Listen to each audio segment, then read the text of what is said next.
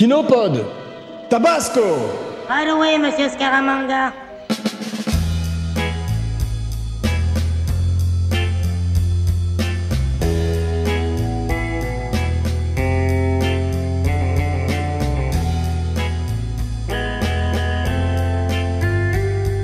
The name is Bond, Kino Bond. En triplex de Koh Samui, Marseille et Paris, je suis votre hôte Weber, Jean Weber, et mes super spies sont... Jeff Domenech, le podcasteur au micro d'or. Mathieu Alterman, with the Golden Gun. Et aujourd'hui, notre mission nous emmène en Asie avec L'Homme au pistolet d'or, 1974, réalisé par Guy Hamilton. Ravi de vous retrouver, mes ciné bondies, et pour l'un d'entre vous de t'accueillir pour la première fois dans le show, journaliste, cinéphile extraordinaire, et maintenant te voilà ciné-buddy. Bienvenue à bord, Mathieu. Mais merci à vous, c'est un honneur pour moi d'être là aujourd'hui, en particulier pour ce film. Bah écoute, te réjouis pas trop vite parce que la seule chose c'est que comme on était au complet dans l'équipe, tu vas devoir affronter Philippe Sedbon dans une cage en fer, un petit peu comme dans le dôme du tonnerre, et seul l'un d'entre vous pourra en ressortir. Voilà, donc on va c'est bien, je gagne à chaque fois avec lui, donc très bien. Mais pour l'heure, avant l'embarquement, une petite promotion. N'oubliez pas de liker, de partager, de commenter, de follower, de vous abonner partout où vous écoutez et regardez le podcast, en particulier la chaîne YouTube d'Abracadapod, avec chaque semaine une nouvelle fantastique vidéo de Romain Lénoff. Et donc, en l'absence de Philippe, dont on parlait il y a quelques instants, c'est moi qui vais vous faire le pitch, l'homme au pistolet d'or. Et c'est cette fois-ci l'histoire de James Bond qui n'est donc non plus le chasseur mais la proie, avec un homme du nom de Scaramanga, l'homme au pistolet d'or du titre, qui, avec l'aide de son valet, Nick Nack, on va en apprendre beaucoup plus sur lui dans quelques instants, donc chasse James Bond. C'est personnel cette fois-ci, et c'est une nouvelle aventure à travers le globe. C'est peut-être pas la plus spectaculaire de Bond, mais il y a des moments étincelants, à l'image de l'arme du méchant du film. Mais je laisse la parole à Mathieu, et qu'on accueille donc avec une grande joie dans l'émission, et qui, pour la première fois, un moment historique, va nous parler de la genèse du film. Alors, je voudrais quand même préciser que c'est un film que tu as choisi. C'est peut-être pas ton film préféré, mais en même temps, ça va nous permettre d'en rire avec humour et tendresse, car c'est le film préféré de Jeff. Non, c'est un film que Jeff aime beaucoup et moi aussi. Et donc, on va surtout en parler des moments qui nous ont marqués et qu'on aime. Jeff est parti. Oui, parce que qu'il soit réussi ou non, c'est un film fascinant. Voilà, exactement, c'est bien dit, et donc je te laisse la parole. Bravo. Alors, ce film sort en 1974, mais il faut savoir qu'à l'époque, c'est un projet qui existe depuis des années. Il existe depuis 1968 à peu près, à l'année qui a suivi la sortie d'On ne vit que deux fois avec Sean Connery. Les producteurs Broccoli et Saltzman ont l'idée d'adapter au cinéma le livre de Ian Fleming, L'Homme au pistolet d'or. Mais ils savent que Sean Connery veut arrêter d'interpréter James Bond. Donc ils pensent déjà à Roger Moore. C'est un petit peu avancé et il se trouve qu'il y a une guerre au Cambodge qui empêche le tournage initialement prévu au Cambodge. Donc c'est quelque chose qui traînait un petit peu dans les valises depuis un moment. Il va être retravaillé pour les 70s avec Roger Moore dans le rôle. Non pas titre, puisque le rôle titre c'est Christopher Lee. C'est lui qui a l'homme au pistolet d'or. Oh yes. The man with the golden gun. Ce qui peut prêter confusion d'ailleurs à l'époque pour la sortie. On peut se dire, tiens, James Bond a un pistolet en or, alors que pas du tout. Et lorsqu'il sort, il fait suite au premier James Bond avec Roger Moore, Live and Let Die. Il sort vraiment à peine un an après, alors que le premier James Bond avec Roger Moore a été un grand succès. Donc il y a une espèce de confiance, mais en même temps, pendant cette genèse chaotique, il y a deux conflits. Le conflit entre les producteurs, Saltzman, Broccoli, qui de plus en plus ne peuvent plus supporter, et un conflit entre les deux scénaristes, à savoir Tom Mankiewicz et Richard Melbaum, qui ne sont d'accord sur rien. Mais je pense qu'on va en parler pendant cette excellente émission. Très intéressant, très bonne genèse. Effectivement, Jeff, on peut parler on a fait une spéciale Live and Let Die récemment avec Philippe également, dont on parlait, et on parlait du fait que Bond, après avoir été tout d'un coup une espèce de faiseur de mode, un trendsetter comme on dit, suivait maintenant les modes, le blaxploitation avec Live and Let Die, et celui-ci tout d'un coup les films de kung-fu. Et donc, on va en parler des moments qui nous ont marqués et qu'on aime. Jeff, on peut parler on va parler du fait que Bond, après avoir été tout d'un coup une espèce de faiseur de mode, un trendsetter comme on dit, suivait maintenant les modes, le blaxploitation avec Live and Let Die et celui-ci tout d'un coup les films de kung-fu. J'ai mis un film de Bruce Lee en hommage au grand Bruce Lee, qui donc est pillé par Salzman et Broccoli dans le film. Stand back, girls. Et ça donne un film qui, tout d'un coup, se met à courir derrière les modes et peut-être, justement, a été écrit un peu vite. D'ailleurs, on voit que Richard Maybaum n'est pas content car il dit qu'il y a beaucoup de choses qui ont été improvisées sur le plateau et il dit un petit peu à la manière de ce que disait un Billy Wilder, parce que Richard Maybaum est un grand scénariste mésestimé. Il disait, Billy Wilder disait que un acteur qui se mettait à improviser, vous ferez pas mieux que moi, pas mieux que ce que j'ai mis à 8 heures à écrire, en fait, si vous voulez. Et donc, c'est vrai que même si parfois il faut laisser la place à la magie et à l'improvisation, comme c'est la fluidité, la flexibilité des grands metteurs en scène, il faut savoir aussi respecter le texte, et là ils font un peu n'importe quoi. Alors ça donne un film bancal, mais avec des moments exceptionnels, en particulier au niveau du casting, dont Jeff va nous parler. Ouais. Juste un petit truc sur Mankiewicz. Ah oui. Broccoli Zeltman l'amène en Thaïlande, parce qu'au départ c'est lui qui écrivait le scénario, et il voit, tu sais, des troupeaux d'éléphants qui portent des troncs d'arbres. I just gotta have me one of those cute little elephants. Elephant? Et il y a Broccoli Zeltman qui dit, tiens, ça va être super, là, la course d'éléphants, elle va être géniale dans le film. Moi, j'ai jamais écrit de course d'éléphants. Il fait, ah bon, t'as pas dit? Non, non, bon, on a une idée, on va faire une cavalcade d'éléphants, etc. Mais tu plaisantes ou quoi? J'ai pas du tout écrit ça dans le film. Il dit, si, d'ailleurs, j'ai commandé des chaussures aux éléphants. Il fait, comment ça? Et il a commandé 200 paires de pompes pour que les éléphants ils aient des chaussures pour pouvoir courir dans le truc, tout ça. Évidemment, cette scène n'est jamais arrivée dans le film, sauf qu'ils avaient commandé les 200 paires de pompes et qu'ils ont dû payer et qui ont été facturés. The Elephant with the Golden Shoes. Non, mais ça aurait pu être ça, en fait. Bravo. Mais Broccoli était furieux, effectivement, à juste titre, et effectivement, c'est le dernier James Bond de Salzman.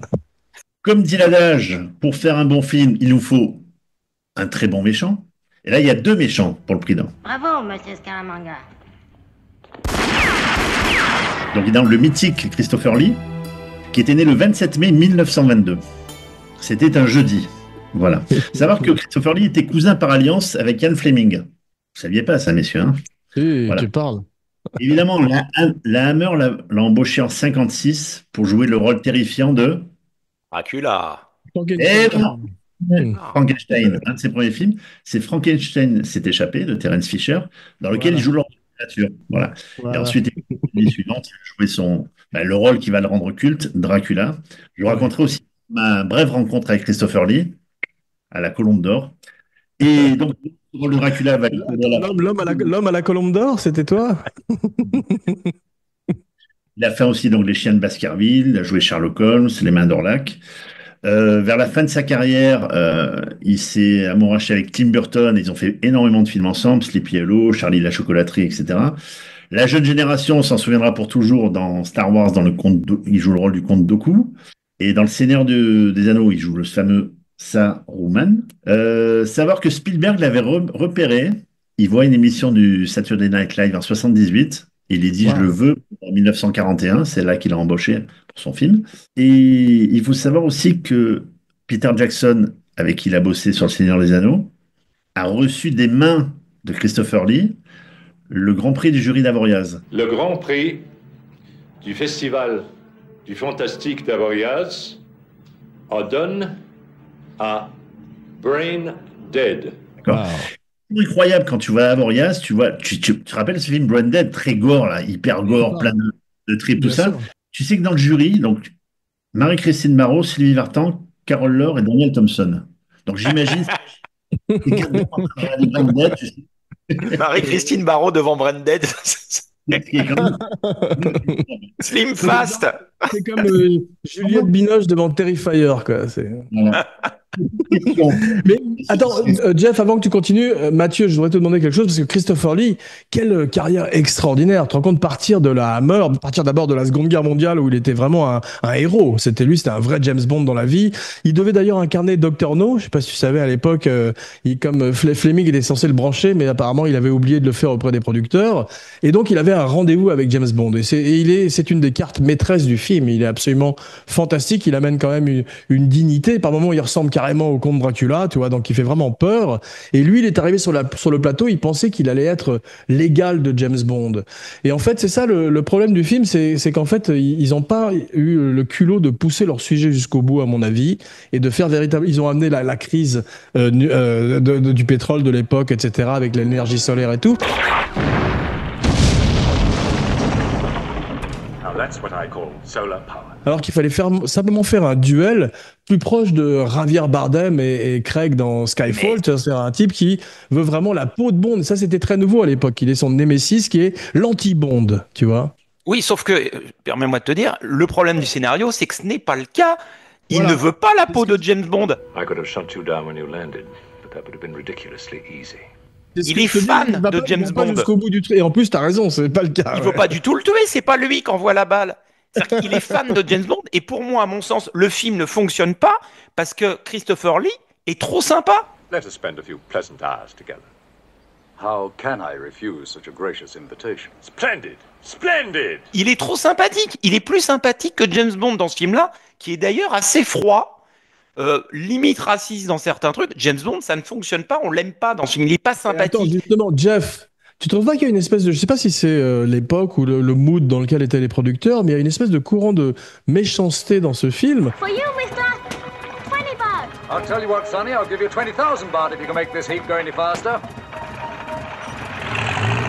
20,000 baht. Où tout d'un coup, James Bond jette un jeune enfant thaïlandais dans une rivière, alors qu'après que l'enfant l'ait aidé.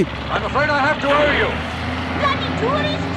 20,000 baht. Mais quel connard, ce type! Ou alors Nick Nack, c'est l'extraordinaire Nick Nack dont on va parler pendant 2h30 dans quelques instants. C'est le seul henchman, c'est le seul homme de main qui veut tout d'un coup trahir son maître. T'as vu, tout d'un coup il est prêt, il veut l'île.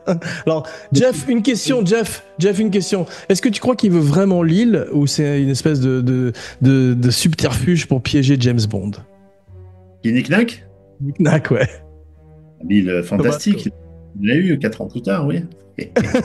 Bravo. Par contre, on va essayer de remettre dans l'ordre. Je termine avec mon petit Christopher Lee, parce que vous commencez à... Oh, pas- Voilà. Et donc, Christopher Lee, oui, je voulais juste vous dire que je suis à la Colombe d'Or un soir, Ah oui. je dis, et je vous jure, et je vois quelqu'un passer, mais c'est un spectre, cheveux longs, barbe longue, avec Saruman. une chemise en lin, tout ça. Et c'est Saruman que j'ai devant moi comme ça. Et le temps de réaliser, je fais putain, mais c'est Christopher Lee. Et le serveur dit oui, oui. Et j'ai pas osé le déranger ni rien. Il était déjà assez âgé, hein. Et j'aurais eu un rein pour faire un petit selfie avec lui, mais je l'ai. Il avait un livre avec lui. Ça, Christopher Lee était très très cultivé. Il parlait 8 ou 9 langues. Ouais. Un mec passionnant. Mais au départ, il voulait Jack Palance pour jouer l'homme au pistolet d'or, qui avait refusé. Tu te rends compte? Ouais. Et ouais. Et Attends, je dis, si ça avait été Jack Palance, tu sais ce que ça aurait donné? Ça aurait fait Nick Nack, you're my number one guy. et Et voilà. Christopher Lee, c'est se rapprocher de Bruce Lee un peu en même temps. Il y a une logique quand même.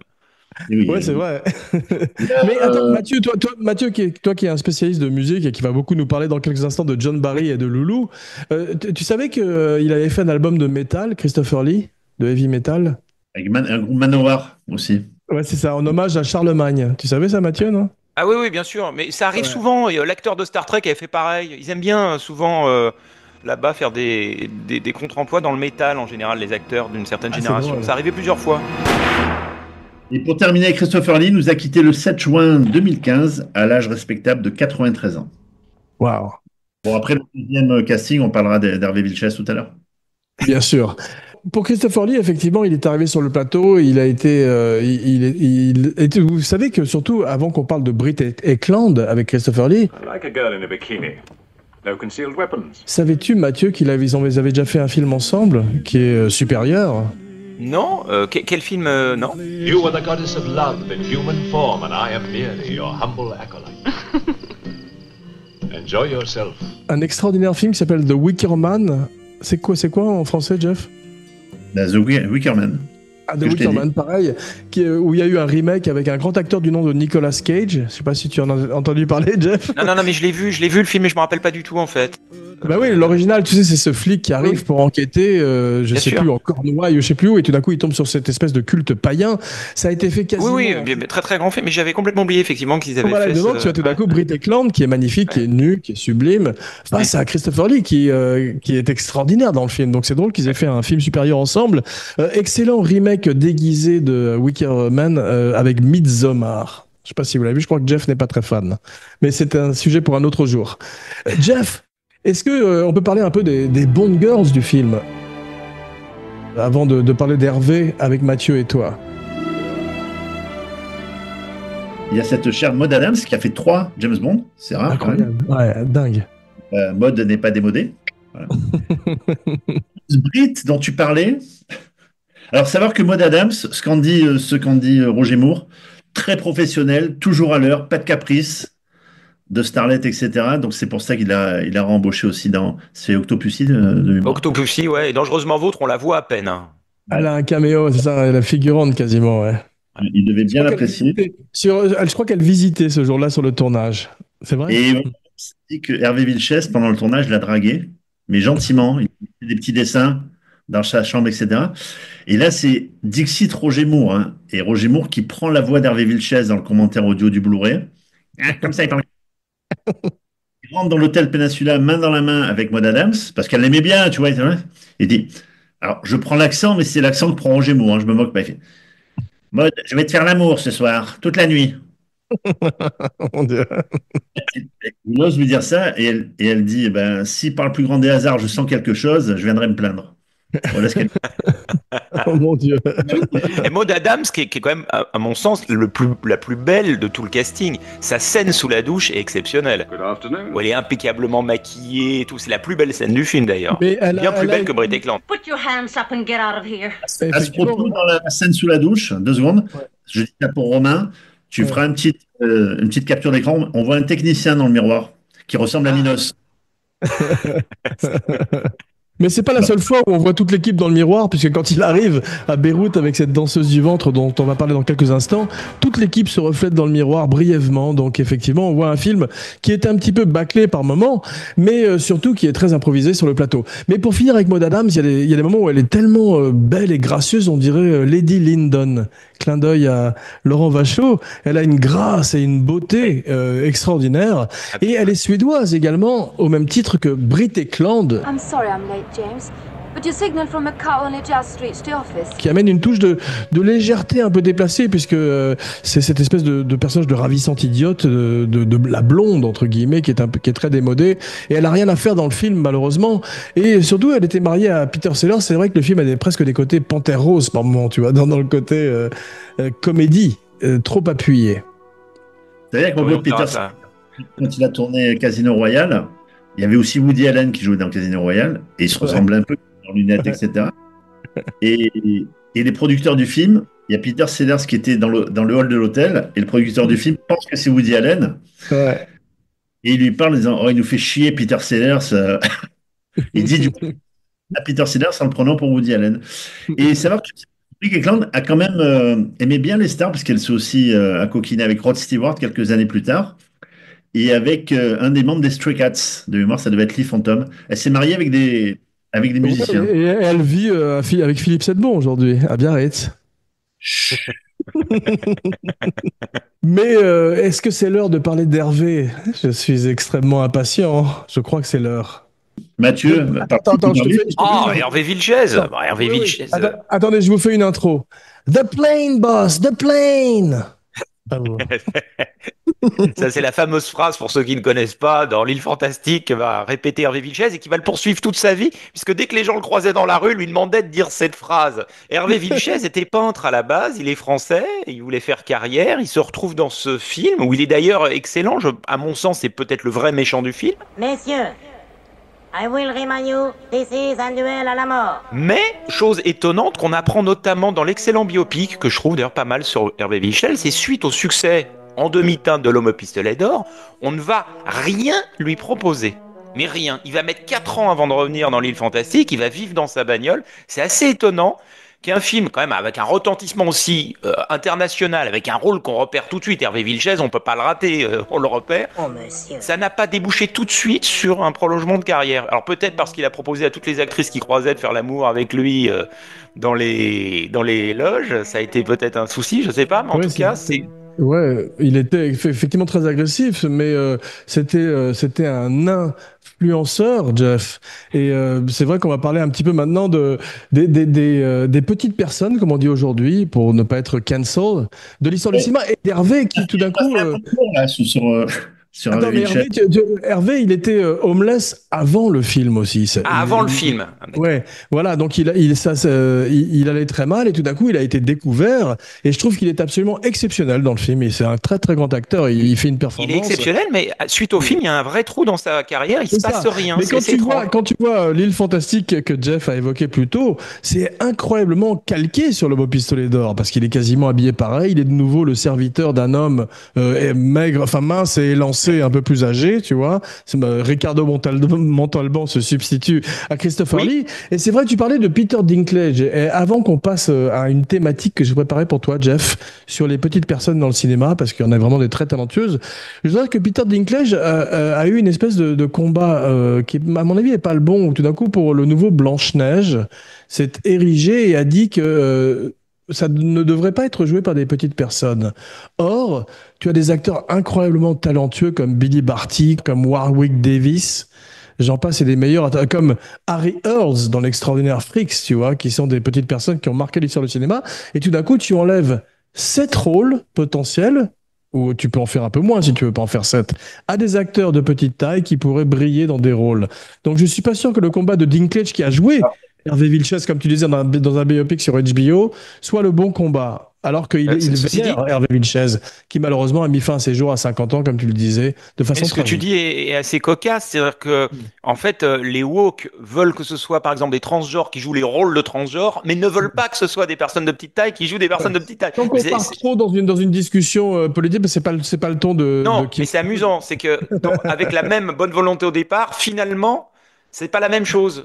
En fait, voilà. Donc c'est vrai que peut-être qu'un personnage comme Nick Nack n'existerait pas aujourd'hui, alors que Hervé Villechaize est absolument exceptionnel dans le rôle. Et peut-être Jeff, un des meilleurs hommes de main de la série avec Odd Job, qui était déjà fantastique. Et on avait oublié de le dire, qui prêtait hommage également, comme Nick Nack, à Bruce Lee, puisque c'est Kato. Tu as vu au début de L'Homme au pistolet d'or, il pose des pièges à son maître, comme le fait Kato dans Le Frelon vert ou Kato dans La Panthère rose. Ouais. Alors, Hervé Villechaize était né à Montauban. On ne devrait jamais quitter Montauban, avait écrit Michel Audiard dans un très grand film. Okay. Il a bien fait Montauban parce qu'il est allé faire les Beaux-Arts à Paris, comme l'a dit Mathieu tout à l'heure. Et lorsqu'il est arrivé à Los Angeles, il vivait de peinture, de photos, donc il n'avait pas vraiment d'argent. Il a fait quelques films qui ont été oubliés avant le James Bond. Ouais. Et il a fait Airplane 2, dans l'occasion de faire un petit clin d'œil à Jim Abraham, qui a quitté. L'île fantastique, en fait, le succès de la série était vraiment dû à la présence d'Hervé Villechaize. D'ailleurs, lorsqu'il a voulu réclamer le même salaire que Ricardo Montalban, on lui a refusé. Donc il a quitté la série et la série a été supprimée un an plus tard parce que sans lui, ça ne fonctionnait plus. En fait, voilà. Et c'est Andy Garcia qui joue Ricardo Montalban dans le biopic dont vous parliez tout à l'heure. Ok. Le dernier film, c'est un film avec Mila Jovovich, qui est sorti en 88. Alors, j'ose imaginer Hervé Villechaize et Mila Jovovich ensemble. La première apparition télé était dans le Ben Stiller Show en 1992. Voilà. Mais c'est un garçon qui a souffert toute sa vie. Lorsqu'il avait 8 ans, il expliquait que ses parents l'étiraient. Il accrochait un chevalet pour l'étirer pour qu'il puisse grandir. Il était aussi atrophié des poumons. Voilà, vraiment, il n'a pas une vie... Oui, c'est ça. Il était aussi très, très handicapé physiquement parce que ses organes étaient trop importants par rapport à la taille de son corps. Il s'est tiré une balle dans la poitrine dans sa villa à Los Angeles le 4 mai 1993. Voilà. Terrible, ouais. Sur une note plus légère, on peut parler un peu d'une des armes les plus extraordinaires de l'histoire du cinéma, qui est ce pistolet d'or. May I remind you that you work for me. I took you on as a junior partner to be an occasional convenience, nothing more. Qui est une des stars du film, c'est dans le titre. Et on voit même Scaramanga la monter très vite à une table avant d'assassiner un type. Et c'est vrai que tu as tout d'un coup... Qu'est-ce qu'il y a, Mathieu? Il y a un porte-cigarette, il y a un briquet. Oui, non, mais je Moi, je suis très sceptique sur un tueur qui se fait payer $1 million le coup, mais qui va mettre tout son argent dans la balle et le pistolet. Tu sais, au niveau de la marge, c'est quand même complètement gueudin. C'est-à-dire qu'il pourrait se faire beaucoup plus d'argent tirant avec un pistolet normal. Tu sais. Oui, mais c'est vrai que l'homme au pistolet normal, ça sonne moins bien comme titre. Non, mais c'est complètement idiot. C'est le mec, payez-moi et je mets tout dans la balle et le flingue. Tu as C'est ça qui raison. me fait rire.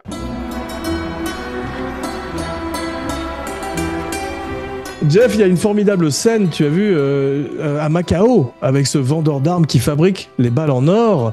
Et c'est un très bon acteur d'ailleurs, qui s'appelle Lazare dans le film. Et ensuite, tu as une scène improbable où tout d'un coup, Roger Moore, qui a beaucoup plus de mal avec les scènes physiques que Sean Connery, vous avez vu, il se bat, il a aussi autant de mal à se battre qu'à embrasser une femme, c'est aussi improbable les deux. Et tout d'un coup, il se bat contre un gros chauve et ensuite, il finit par avaler la balle en or. Et je crois que c'est la première fois qu'il y a une vanne sur un laxatif dans un James Bond, et c'est malheureusement le commencement de la fin, peut-être. Taxi, hotel, mister? No. The nearest pharmacy. C'est quand il dit « Emmenez-moi dans une pharmacie au taxi ». Et donc il va rendre cette balle en or qui est énorme, tu as vu, qui est... Le fameux trou de balle, c'est ça en fait la vanne, c'est C'est quoi? ça, voilà, trou de balle en or. Non, je trouve qu'ils ont fait une belle ellipse, cher à Francis. Justement, on dit la pharmacie, et comme c'est très classe, on voit la balle sous un microscope juste après, donc ils doivent l'analyser.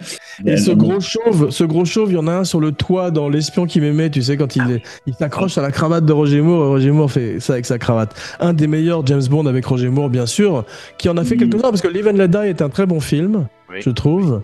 Et je trouve que L'espion qui m'aimait est formidable, et j'ai même une certaine tendresse pour Octopussy, Jeff. Je sais pas ce que tu en penses, même s'il est habillé en clown, comme Jean-Paul dans Hold Up.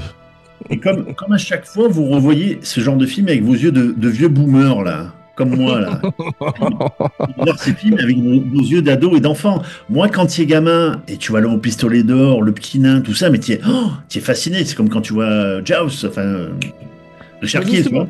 Parlons-en, Mathieu, parce qu'il y a un truc qui s'appelle les lunettes. Les lunettes teintées de rose de la nostalgie. Et c'est vrai qu'il y a des trucs qu'on a vus enfants qui sont des Madeleines de Proust pour nous et qui nous ramènent en arrière. Et c'est difficile d'avoir un regard. Oui, alors il faut recontextualiser. Voilà. Il faut recontextualiser le rapport Madeleine et James Bond, parce qu'il est très particulier. Les gens, notamment de la nouvelle génération, l'ignorent, mais les James Bond ne passaient pas à la télé. Ils ont eu l'autorisation de diffusion télé extrêmement tard. Ouais. C'est d'abord passé, alors c'est sorti au cinéma bien évidemment, puis c'est passé à la télé sur Canal+ à partir de 89, et puis dans les années 90 sur les chaînes dites normales. Donc le rapport Madeleine, il venait soit de la salle quand on l'avait vu à la sortie, soit de la cassette vidéo, la location de cassette vidéo. Et en l'occurrence pour moi, c'est ça la magie de James Bond, c'est les cassettes Warner Bros avec les jaquettes bourrées d'erreurs, mal faites, tout ça, mais dans laquelle il y a une magie. Et moi, j'avais eu la chance d'avoir quelqu'un dans ma famille qui possédait un vidéoclub. Donc, je lui avais demandé de me pirater tous les James Bond pour les avoir chez moi et les regarder quand je voulais. Donc, à l'époque, ils ne passaient pas encore en télé. Et j'avais cette Madeleine sur tous les James Bond, tous. Je dois dire que sur L'Homme au pistolet d'or, j'avais une réticence. Il y a quelque chose qui m'a toujours dérangé. Je ne sais pas l'expliquer pourquoi. Mais on rêve quand on est enfant de films qui n'existent pas en disant je rêve que ce film existe. Et ben moi j'ai toujours rêvé que ce film n'existe pas, bizarrement. Alors ça peut paraître un peu dur de la manière de le dire, mais je suis fan de Vivre et laisser mourir, Live and Let Die, qui est celui d'avant. Je suis fan de L'espion qui m'aimait d'après. Et je me dis qu'avec le temps, il aurait peut-être fallu que celui... Alors peut-être qu'effectivement il n'y aurait pas eu L'espion qui m'aimait s'il n'y avait pas eu un truc un peu plus faible avant. Mais il y a un truc bizarre pris en sandwich qui est ce film. C'est possible, effectivement, mais Jeff, il y a un truc aussi, c'est quand même, quand on voit ce disque derrière toi, dont on va parler de la musique avec toi, Mathieu, dans un instant, quand on voit cette affiche, il y a quand même une mystique. Moi, j'étais comme toi, Jeff, j'arrive au cinéma gamin après Live and Let Die, je vois tout ça, c'est vrai que je reçois ça et je suis quand même extrêmement satisfait, même si on va parler des points faibles. You partyheads has no more idea of traffic control than a Goonie bird. Comme ce côté comédie avec Culpepper, ce flic raciste qui ramène de Live and Let Die, qui est insupportable, et on est tout d'un coup dans une body story. Now, I know you. Oh no. Donc Jeff, pourquoi tout d'un coup on a ce changement de ton qui fait que on a tout d'un coup une des plus extraordinaires cascades de l'histoire du cinéma où cette voiture vrille en l'air. You're not thinking that. I sure am, boy. Never heard of Evel Knievel. Et on met tout d'un coup un sifflement comme un truc de clown.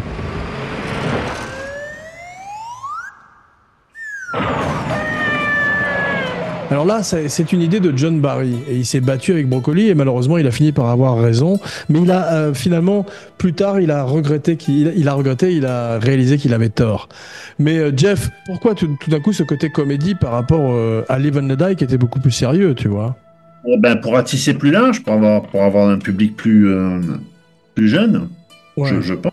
Il va y avoir de ça. Le rôle du shérif, évidemment, qu'on a un peu décrié, s'il est revenu, c'est qu'il a eu du succès, c'est que le personnage avait été, comme le personnage de Richard Kiel, quand il revient une deuxième fois dans Moonraker, c'est parce qu'ils font des tests vis-à-vis du public. Donc ce shérif là en train de chiquer ses trucs. Pour ça, il y a une anecdote, parce que au départ, c'était pas prévu qu'il soit dans le script, hein, parce il a juste de petites scènes comme ça. Ouais. Et les producteurs l'appellent à Los Angeles, il dit bon, c'est bon, tu vas être dans le film. Achète, donc il était à Los Angeles, et il lui dit achète 5 chemises un peu fleuries, exotiques, et tu viens. Et ils lui disent mais on peut pas les acheter sur place. Non, non, mais achète-les là-bas, on prend des trucs des États-Unis, tu viens avec. Et alors il achète 5 chemises, on le voit, il a 2 scènes avec des chemises à fleurs, mais lorsqu'il arrive à l'hôtel en Thaïlande, il ouvre ses chemises, et sur les chemises, il y a marqué Made in Thaïlande.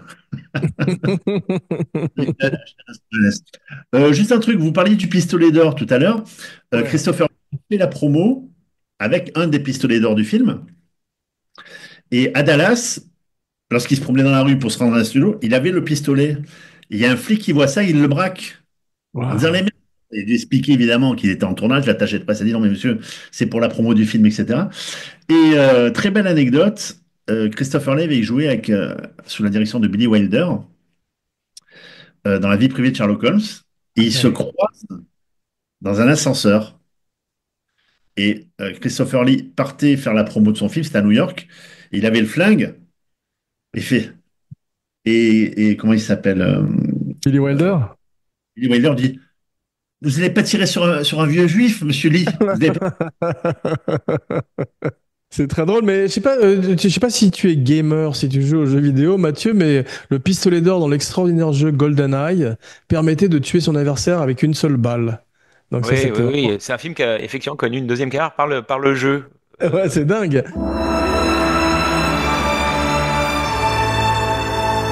Voilà, on peut parler un peu de musique avec toi maintenant parce qu'effectivement, John Barry dit que c'est un de ses thèmes qu'il aime le moins, cette chanson de Loulou. The man with the golden gun.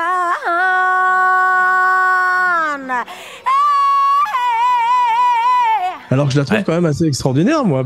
Il a dit qu'il aurait préféré que pour lui, cette BO n'existait pas. Comme toi avec le film.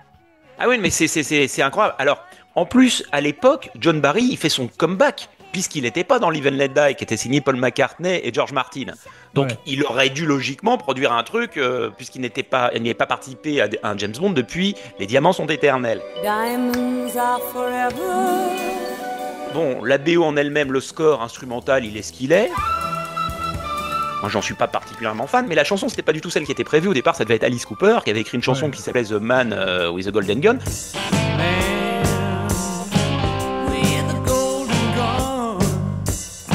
Qu'il va enregistrer, qu'on retrouve d'ailleurs sur son album, paru l'année suivante, et que je trouve, moi, personnellement, mieux que la chanson de Loulou, qui était une chanteuse déjà démodée en 74, parce que c'est ça, habituellement, on prend quelqu'un qui est un peu à la mode, mais Loulou, c'est une chanteuse typique du Swinging London ou de la fin des 60s. C'est en 74, c'est comme sortir un disque de Twist en 78. Enfin, ou alors on fait un truc parodique à au Bonheur des Dames, mais il y a un vrai truc bizarre, quoi, de prendre Loulou. Et c'est pas bien, quoi. Clairement, c'est pas au niveau. Et c'est dommage parce que c'est ce qu'on dit souvent, c'est qu'un James Bond est un événement quand il sort. La chanson doit être également un événement à la hauteur de l'événement du film, comme l'a été Live and Let Die et comme le sera Nobody Does It Better par Carly Simon. Là encore, on est dans un truc. Loulou.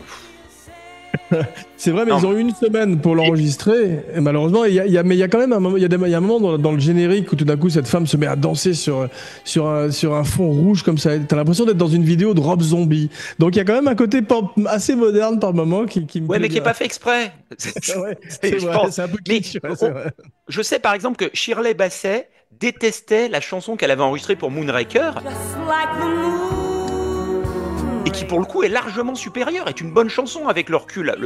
Ce qu'a fait John Barry dans Moonraker, c'est digne. Il y a une vraie élégance, il y a Ouais. des orchestrations. Là, bon, bah, on est loin de la lochifrine dans le film de Bruce Lee, quoi. On est même pas il y a même pas un côté kung-fu dans la musique, qui aurait pu être cool d'ailleurs. C'est pas adapté, en fait. Voilà, c'était pas adapté. Écoute les paroles de la chanson, elles sont quand même à double sens. Enfin, non, écoute, hein, il a une arme puissante. Il facture $1 million le coup. L'or s'en chargera. Il tirera, il tirera sur tout ce qu'il faut avec son pistolet d'or. Ah oui, évidemment. I hate to interrupt your dinner, but does Senor Lazar live here? Lazar. Dans cette scène à Macao, tu sais, lorsqu'il arrive, qu'on voit cette dame manger avec ses 2 enfants, là, les nouilles, le contre-champ sur Roger Moore a été fait à 4 heures du matin. Il était crevé, il en avait ras le cul. My name's Bond. James Bond. Et il arrive, bon, de toute façon, tout était fait en post-synchro derrière le son, donc il pouvait dire ce qu'il voulait.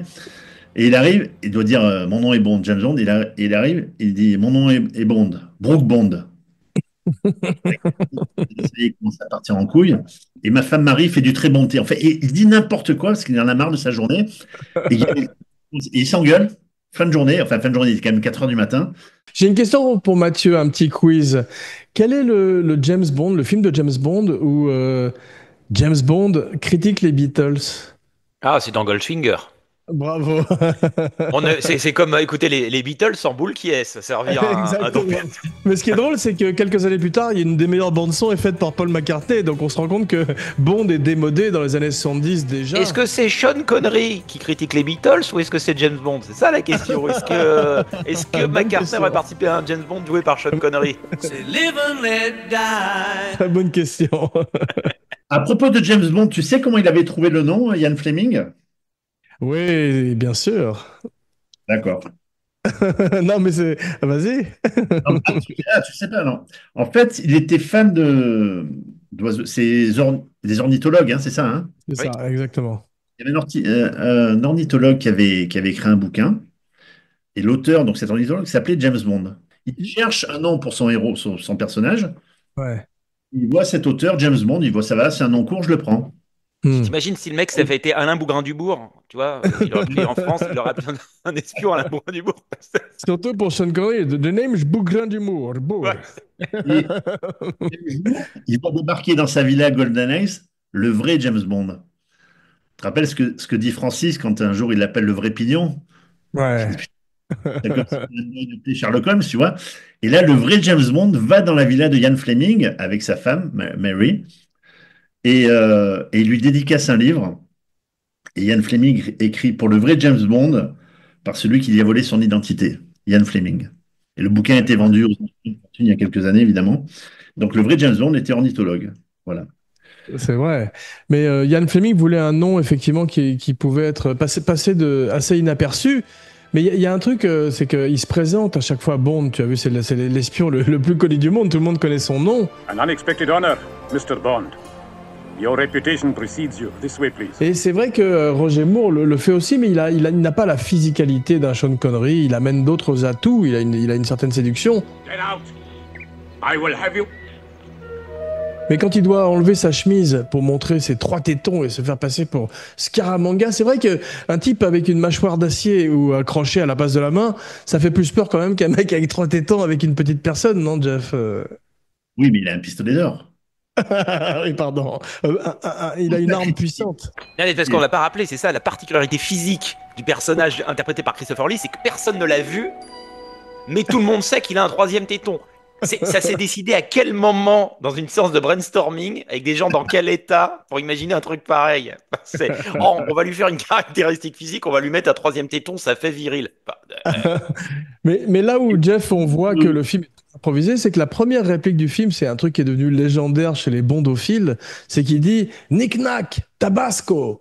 Il demande du Tabasco. Donc, genre, ça, c'est vraiment, on a l'impression que c'est Christopher Lee qui parle juste à Hervé Vilches et qui lui demande de lui amener du Tabasco, et que c'est une impro qui a été filmée à leur insu, tu vois. Mais tu te rends compte qu'à ce moment-là, Christopher Lee a une huître dans la main. Je sais pas si vous avez remarqué. Mais Christopher Lee, t'imagines, il tourne cette scène au bout du monde, là, dans les archipels des îles. Oui. Et Christopher Lee, qui avait plutôt l'habitude des productions assez fauchées de la Hammer, faites avec 3 bouts de ficelle. Je suis sur ce transat sur cette île et il m'amène vraiment des huîtres fraîches et vraiment du Dom Pérignon.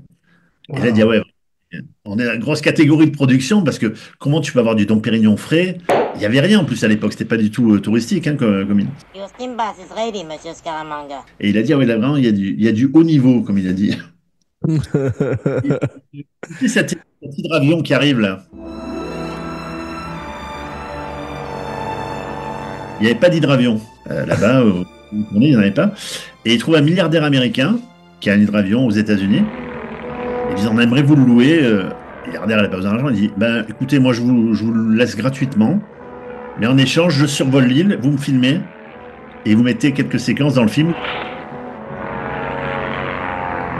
Et donc, évidemment, c'est pas Roger Moore. Après, il y a un cascadeur, évidemment, lorsque l'avion arrive sur la plage. Mais il y a quelques plans où c'est ce fameux milliardaire qui pilote son propre avion.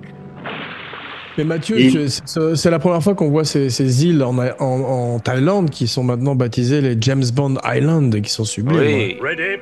Are you ready, Monsieur Bond? Ready? Et qui sont malheureusement trop visités aujourd'hui, parce que c'est vraiment l'endroit où on voit des milliers et des milliers de gens pour voir ce rocher, voilà quoi. C'est trop, ouais. Scaramanga. En fait, Ian Fleming, dans son école, il avait un mec qui ne le supportait pas, un élève à qui il ne s'entendait pas. C'était un bad guy, et il s'appelait Scaramanga. Voilà. C'est quelqu'un qui a existé et qui était à l'école avec Ian Fleming. Mais il y a un truc qui est fascinant sur la Thaïlande, justement, et cette île, c'est que 1974, c'est l'année de la Thaïlande. Parce que c'est Emmanuel, et c'est parce que c'est ce film-là. C'est-à-dire que c'est quand même, d'un seul coup, le monde découvre la Thaïlande à travers deux prises qui n'ont rien à voir, le cul soft, et James Bond. C'est marrant, c'est sorti à 6 mois d'écart. J'avais pas fait le rapprochement, mais c'est vrai que d'un coup, la Thaïlande est mise sur la carte de façon spectaculaire, ouais, c'est drôle. Ouais. Et au départ, ça devait pas être tourné en Thaïlande. Alors, dans le roman, c'est tourné en Jamaïque, etc. Mais comme ils avaient déjà tourné là-bas. Et en fait, Mankiewicz explique qu'ils sont avec Broccoli en repérage et ils veulent tourner en Iran et au Liban. Et pourquoi ils veulent tourner là-bas? Alors, je fais une petite aparté, mais vous verrez, ça vaut vraiment le coup parce qu'on va parler d'un artiste oublié aujourd'hui.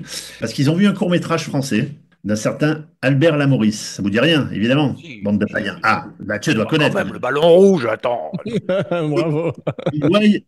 Non, je parlais de l'autre avec son t-shirt de Bruce Lee, là. Oui, il y en a un qui suit, ouais. Et en fait, il survole l'Iran, donc toutes ces montagnes, tout ça, etc. Et donc on est en 72-73. Et Mankiewicz dit à Broccoli, bon, ça serait bien qu'on appelle ce fameux Albert Lamoris en rentrant à l'hôtel, qui nous dit dans quelle région il a tourné. Et Broccoli, ben, tu vas avoir du mal à le joindre, il est mort en 70, en tournant son dernier film, il s'est fait cracher en hélicoptère. Et ce gars avait inventé, ce Albert Lamoris, un système, je crois, d'Elivision. Le cinéaste Albert Lamoris a imaginé un système de suspension de la caméra qui a demandé 2 ans de mise au point. La caméra est équipée d'un objectif à foyer variable commandé électriquement, ainsi que le diaphragme de l'objectif. Les drones d'aujourd'hui, hein, mais sans vibration, sans rien. Et les premiers James Bond se sont servis de cette technique-là. D'accord. Wow. Et ce Albert Lamoris, le fameux court-métrage dont on parlait Mathieu, Le Ballon Rouge, faut savoir que ce film-là, qui est un court-métrage de 30 minutes, qui est dispo sur YouTube, et je vous invite tous à le découvrir, ceux qui ne le connaissent pas. Il a eu la Palme d'Or du court-métrage à Cannes, le prix Louis Deluc, mais surtout l'Oscar du meilleur scénario en 57, face à la Strada de Fellini quand même. Hein. Oscar du meilleur scénario pour le court-métrage, c'est très rare. Et c'est un petit bijou, ce court-métrage, qui dure 32 minutes. On est dans le Ménilmontant des années 50, avec ce petit gamin qui a ce ballon rouge. Et pour un petit trivia de plus, à la fin, on voit 2 petits jumeaux habillés en rouge avec 2 petits ballons bleus. Et c'est Renaud Séchant, le chanteur, avec son frère Thierry. Voilà, parce que le chef-op était Edmond Séchant. Donc, je vous invite tous à découvrir Le Ballon Rouge de ce Albert Lamoris qui est malheureusement oublié aujourd'hui. Je voudrais dire un truc, Jeff, bravo d'abord, c'est que c'est la naissance d'un truc très important dans l'univers de James Bond et dans le look de Roger Moore, c'est la naissance du look safari de Roger Moore. Tout d'un coup, il était très élégant dans Live and Let Die, et puis tout d'un coup, il est habillé comme Dactari. Je sais pas pourquoi, c'est Qu'on c'est retrouvera dans Octopussy d'ailleurs. partout, tout le temps, il a cette espèce de look où il a ces espèces d'épaulettes. Je rêve de m'acheter une chemise comme ça d'ailleurs. Et de Ouais, on présenter. imagine que c'est réversible et qu'on peut voilà, mettre des trucs dans les poches, etc. Oui, Mais il est tout d'un coup confortable et on perd un petit peu de l'élégance quand même de Savile Row et de Sean Connery qui était tout d'un coup. Tu me diras, Sean Connery, quand il était habillé comme un bébé dans Goldfinger avec sa layette bleue au bord de la piscine, c'était pas mal non plus. oui, en éponge. Oui, mais en même temps, tu ne peux pas être habillé comme Sean Connery en 64, en 74, parce que t'es démodé, quoi. Il y a un moment, en 74. Absolument. Et d'ailleurs, je trouve qu'il n'est pas assez cool, Roger Moore, dans le film. C'est le problème, c'est qu'il est un peu entre les deux.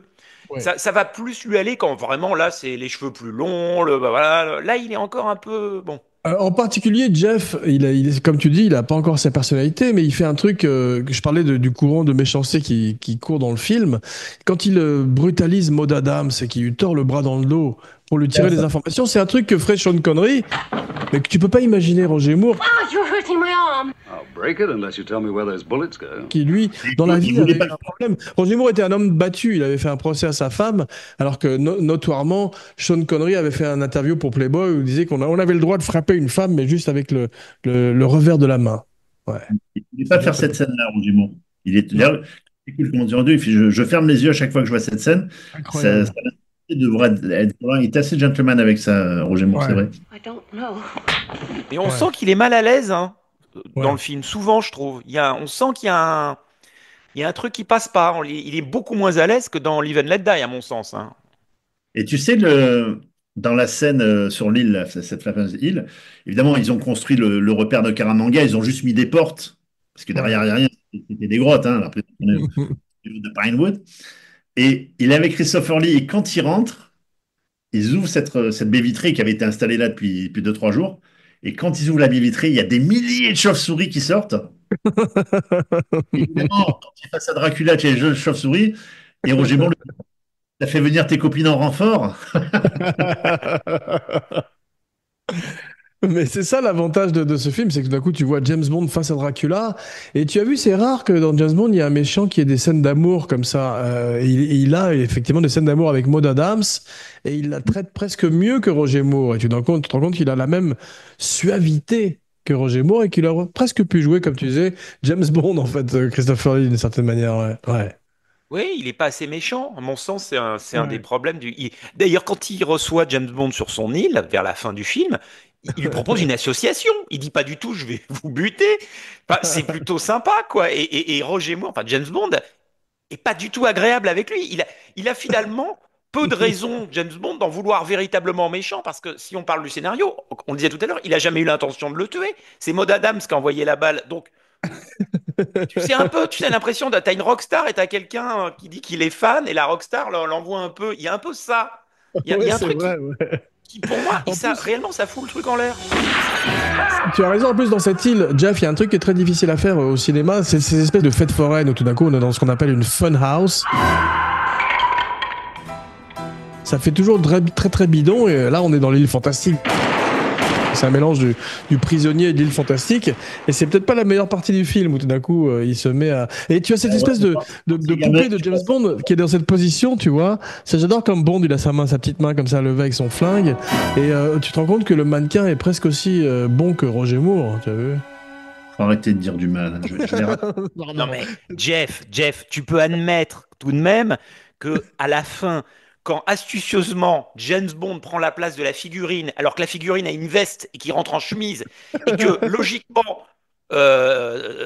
l'aide de Scaramanga, de Hervé Villechaize, doit voir qu'il prend le vêtement, il en fait quoi du vêtement? Tu vois, il y a un truc qui va pas, c'est même par accord. Mais tu vois, c'est dommage, c'est pas la scène où il se déshabille, il enfile les vêtements et tout. Et tu as remarqué que dans cette île, il y a Hervé Villechaize, il y a Scaramanga, il y a Maud Adams. Enfin, Maud Adams, elle est plus là à la fin. Et il y a un mec qui s'occupe de tout, t'as vu? Il y a un sbire. Ça fait c'est un peu cheap, ça. Il doit être débordé. Ouais, il a beaucoup de boulot. Ouais. C'est du cinéma, c'est du James Bond, hein? Ah, bravo. Vous êtes Ouais, enfin. commencez pas à regarder les trucs, c'est pas possible. Oh là là, Non, mais bon, on rigole, mais moi, je dois dire, je suis fasciné par la scène de Beyrouth. Ouais, Parce que pourquoi il y va? le personnage d'Hervé Vilches qui maintient en vie, hein, comme le personnage dans Live and Let Die à la fin, il y a un plan, on le voit en vie, c'est quand il est devant le train. Ouais. Donc, il est mis dans ce Ouais. panier, tout en haut de la jonque, le pauvre, il est resté pendant des heures en plein soleil, il en avait marre. Il était vraiment très mal à l'aise. Ils ont fait ça pour avoir le bon plan, la bonne lumière. Il est resté des heures. Et je me dis que dans le James Bond suivant, l'espion guillemets, ils ont pris un géant à la place. Et je pense qu'ils auraient dû prendre Richard Kidd et Hervé Vilches ensemble. Ça aurait Ça été aurait été génial. super, je pense, pour le. Fantastique. Fantastique idée. Ah Sur oui, l'autre, il mais- le portait dans sa main comme ça. Ça aurait Tu sais été que ça vraiment. rappelle, ça rappelle les premiers épisodes des Mystères de l'Ouest où tu avais Richard Kiel avec Loveless Et oui. ensemble. Ouais. Miguelito. Et oui, oui, oui, c'est exactement. Mais Le- Hervé Michel, ce qui est d'autant plus génial, ce n'est pas spécifiquement sa petite taille, c'est son visage. Il a un Ouais. visage Grand acteur. extraordinaire, un regard extraordinaire. Bien sûr. Mais je voudrais signaler quand même un manque à gagner du film parce que ce film effleure par moments des grands moments. Tout d'un coup, tu as les nièces, tu sais, qui font du kung-fu et qui mettent à mal tout un dojo. Elles sont habillées comme dans un manga, c'est l'ancêtre de Tarantino aussi tout d'un coup. Et c'est une formidable scène et c'est dommage qu'ils aient pas... Ils sont pas plus allés dans le kung-fu à ce moment-là parce que tout d'un coup, il a une espèce de sidekick qui est un acteur asiatique qui est fort, qui manque de charisme. Alors si tout d'un coup tu avais eu un mec à la Jackie Chan à côté de lui, ça aurait pu donner un second souffle au film tout d'un coup. Donc ils ont des bonnes intentions mais ils n'arrivent pas. C'est l'exécution qui manque un petit peu de panache. On retrouvait un peu cette scène dans l'école dans Handvik deux fois au Japon, où il est dans une école d'arts martiaux et C'est on vrai. retrouve. C'était déjà un peu une voilà. Celui-là on va le faire parce que je voudrais parler de Sean Connery dans le rôle du japonais le plus improbable de l'histoire du cinéma. Avec Mickey Rooney. Et Marlon Brando. Oui. On parle de cette cascade à 360 degrés. Ouais. Tu t'es moqué à cause du bruitage, évidemment, mais c'était quand même un événement à l'époque. Et cette cascade, Broccoli l'avait vue. Euh, C'était quelque chose qui a été fait à Houston. Il va voir le cascadeur en disant, est-ce que vous pensez que c'est possible de la refaire pour un film? Alors la voiture, c'était une AMC. Ouais. Concessionnaire AMC, évidemment, en Asie, là où il tournait. How about demonstration, boy? Certainly, sir. Et donc, ils ont construit une fausse concession de voiture. C'était impossible de casser une vitrine, donc ils ont réussi à avoir l'autorisation. Et lorsque la cascade a été faite, il y a une scène où tu vois Roger Moore, une photo qui existe, où Roger Moore vient saluer le cascadeur. Il lui dit, grâce à vous, je vais être une star de la cascade. Il lui dit Roger Moore, mec. Et il a son appareil photo à la main, Roger Moore, mais comme un fan, tu vois, qui a fait la photo de ces cascades. Et ils ont fait une seule prise. Et Roger Moore avait des larmes aux yeux de voir ça, en disant, peut-être c'est quand même exceptionnel de faire une telle cascade. Et je trouve qu'elle est. On pourrait penser qu'il y a un trucage aujourd'hui, hein, quand tu vois les dubs comme Fast and Furious, là, tout fait à l'ordinateur. Il y a aussi la fameuse voiture volante. Donc, quand tu es gamin et que tu vois ça, mais tu es fasciné. Ça fait penser à Fantomas, ça, mais c'est vrai que il y a des choses fantastiques. Il y a une scène qui est extraordinaire dans le film. C'est et tu en parlais, Mathieu. C'est le moment où Hervé Vilches, justement, on se rend compte aussi que c'est un grand acteur et que c'est pas juste une petite personne, c'est pas juste un personnage. C'est quand tout d'un coup il est habillé en satire.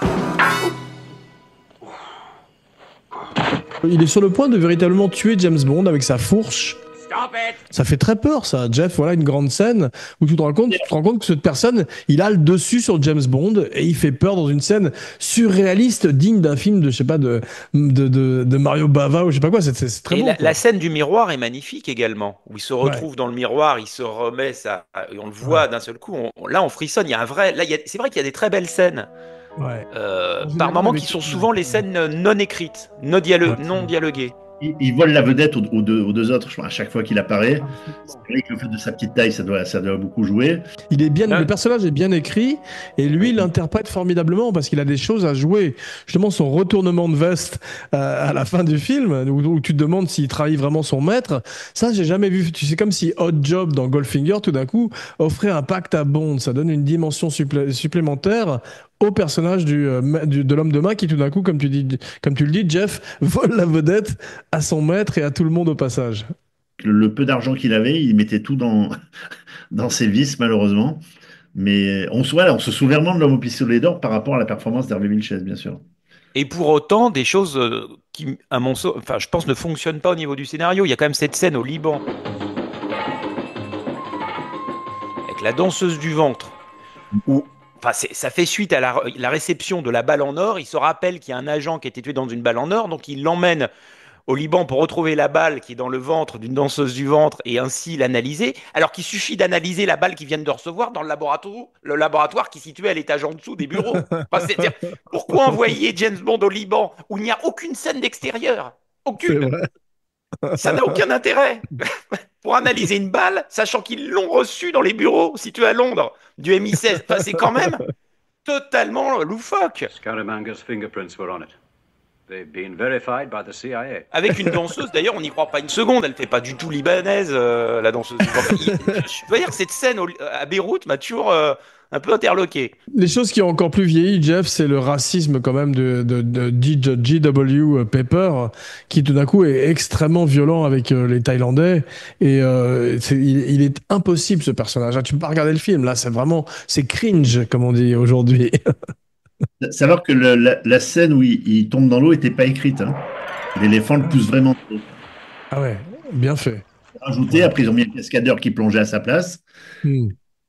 À propos, tu sais, dans ces klongs, là, ces fleuves à l'eau saunâtre où tu vois rien en dessous, ils avaient dit, si jamais vous tombez à l'eau, surtout, vous ouvrez pas les yeux, vous fermez la bouche, parce que tu chopes toutes les maladies du monde.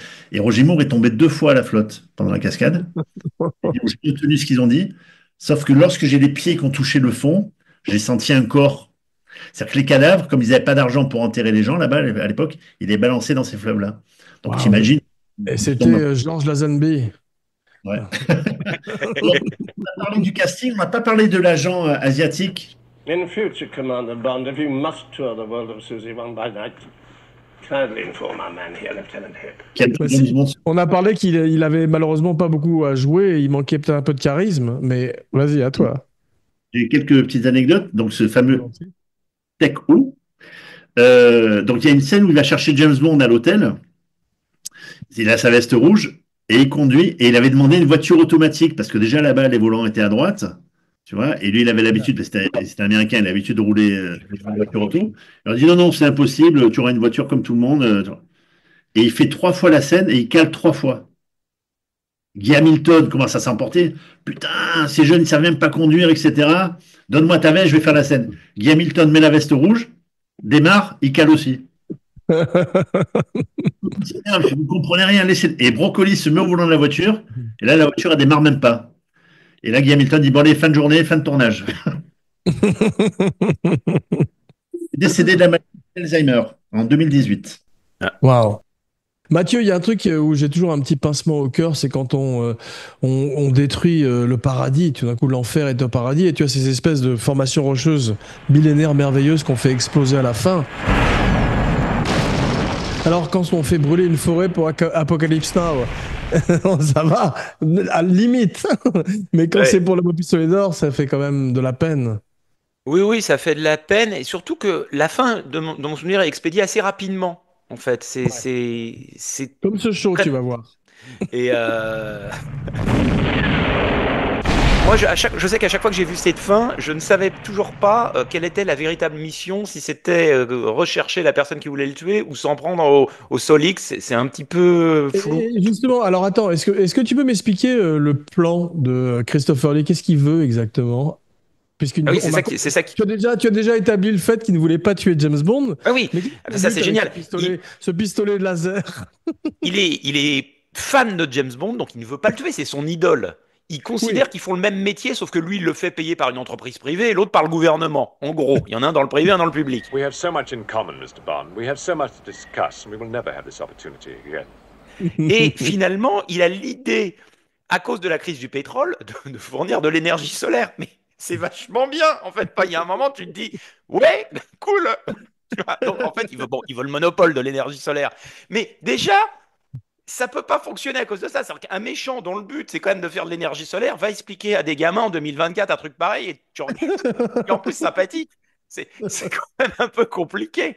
Et à qui, en plus, Roger Moore lui joue une haine, il le hait. Il déteste déteste Christopher Lee. Peut-être d'ailleurs parce que, enfin, il déteste Scaramanga. Peut-être parce que il se revoit en lui. Il aurait pu être l'homme au pistolet d'or, James Bond. S'il n'avait pas travaillé pour les services anglais, il aurait pu être ce monsieur. Mais je dois dire que moi, ce que j'adore, c'est James Bond s'inquiète du fait que quelqu'un dise vouloir le tuer, alors qu'il y a juste plein de gens qui veulent le tuer. James Bond dans tous les films. À partir du moment où il sait qui c'est, il s'en inquiète plus que quand il ne sait pas qui c'est. Déjà, c'est quand même beaucoup plus inquiétant de savoir qu'un mec vous veut tuer quand vous ne savez pas qui veut vous tuer, qu'à partir du moment où vous savez qui veut vous tuer. En plus, Jeff, tu as vu, il essaie de se faire passer pour Scaramanga à un moment, alors que tout le monde sait qui est James Bond tout le temps. T'as vu, vu qu'il n'arrête pas de se présenter. The name is Bond, James Bond. Ouais, c'est vrai, dans la villa de ce milliardaire là. Alors c'était une vraie milliardaire et Roger Moore explique que c'est un milliardaire qui avait fait fortune avec des cuvettes de toilettes WC. Et il y a ce fameux décor penché là. On se croirait dans Vendredi tout est permis. Et ce qui est assez incroyable, hein, c'est super bien foutu parce qu'on serait soi-disant dans l'épave du Queen Mary. Ouais. Et autre chose, vous parliez tout à l'heure de la scène dans la loge avec la fille. Et Roger Moore avait un joli costume bleu nuit. C'était le dernier jour du tournage, le dernier jour qui a été tourné cette scène. Il avait un beau costume bleu nuit de chez Angelo. Et il avait dit, je vais le garder parce qu'il me plaît bien ce costume, je vais le garder. My name is Bond. James Bond. Et comme c'était la dernière scène, il y a Brocoli qui est au-dessus, parce que c'est vraiment tourné en studio, avec un grand plat de sauce tomate et de pâtes. Et quand Guy Hamilton tournait, elle est bonne, fin de tournée, et il lui balance sur la gueule à Roger Moore. Et donc son costume est foutu parce qu'il est couvert de sauce tomate et de pâtes. Donc il n'a pas pu garder son joli costume bleu nuit, malheureusement pour lui. Ça a éteint son cigare, parce que c'est quand même le James Bond où le héros fume le plus de cigares tout au long du film. Incroyable. On ne sait pas pourquoi, parce que s'il y avait un partenariat avec Monte Cristo, je sais parce pas. que Roger Moore fumait assidûment le cigare dans la vie.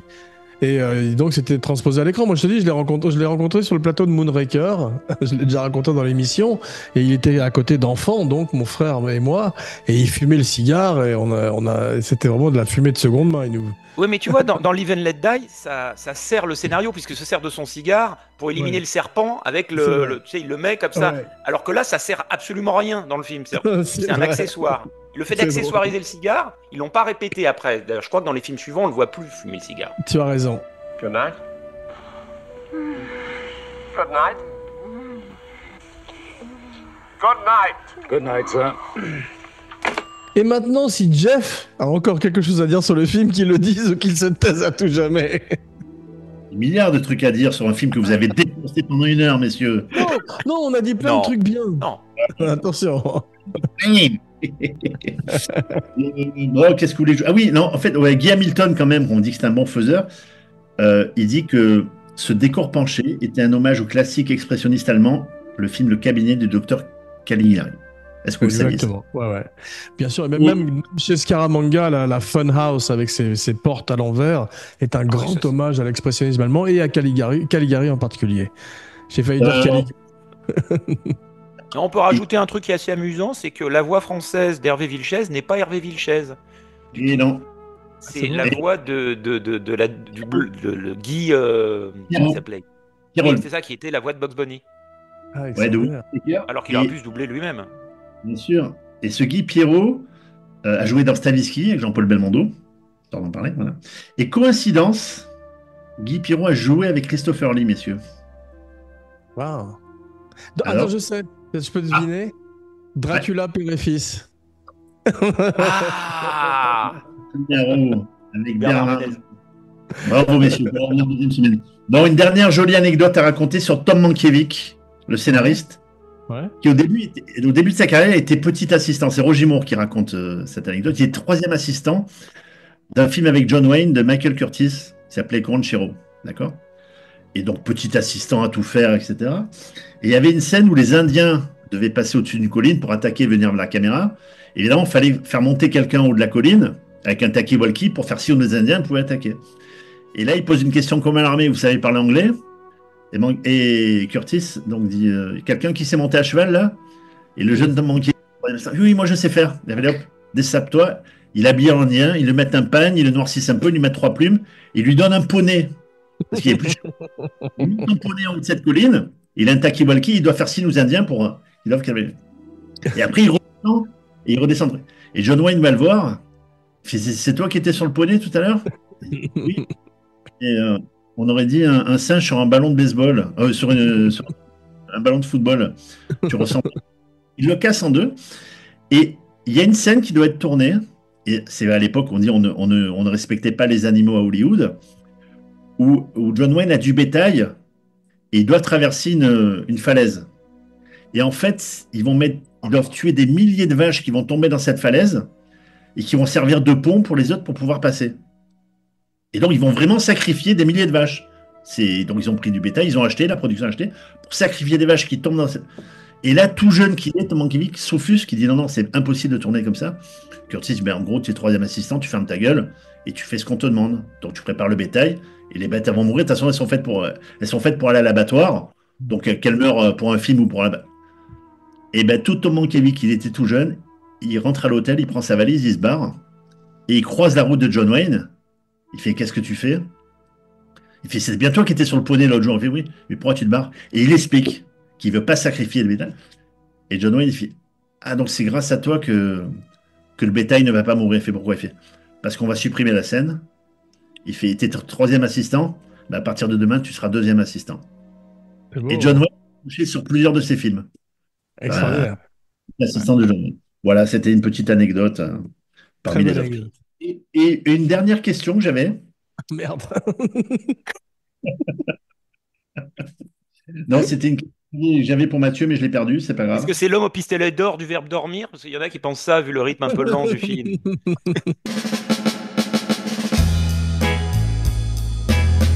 Bien, merci messieurs les mondies pour ce voyage dans un des plus improbables James Bond de la filmo. Vous fûtes des agents très spéciaux. Mathieu, tu fais partie de la famille instantanément. Bravo, merci. Merci. Ah, c'était un plaisir, vraiment. Je sais très bien dire du bien des films aussi, je tiens à préciser. Écoute, tu m'as envoyé une liste, donc on en a plusieurs qu'on a mis de côté pour toi et qu'on va faire dans le futur très vite. Jeff, tu reviens la semaine prochaine ou très vite, comme d'habitude. Et vous avez tous les deux gagné votre Walter PPK et votre smoking. Donc on se retrouve très vite pour un nouveau podcast grand écran. En attendant, n'oubliez pas de liker, de partager, de commenter, de follower et de vous abonner partout où vous écoutez et regardez le podcast. En particulier, bien sûr, la chaîne Abracadapod sur YouTube, avec chaque semaine une nouvelle fantastique vidéo de Romain Lenoff, son Katia Lazareva. Et maintenant, conformément à la tradition, voici venu l'heure de dire vos noms et vos phrases signatures, la fameuse catchphrase, Jeff, puis Mathieu. Jeff Domenech, l'homme au pistolet d'or, que d'un œil. Mathieu Alterman with the golden gun. Bravo. Je fus le commandeur Jean Weber pour Kino Bond et maintenant... He's got a powerful podcast. He charges $1 million a pod. A podcaster that's second to none. The man with the golden pod. Magnifique, magnifique.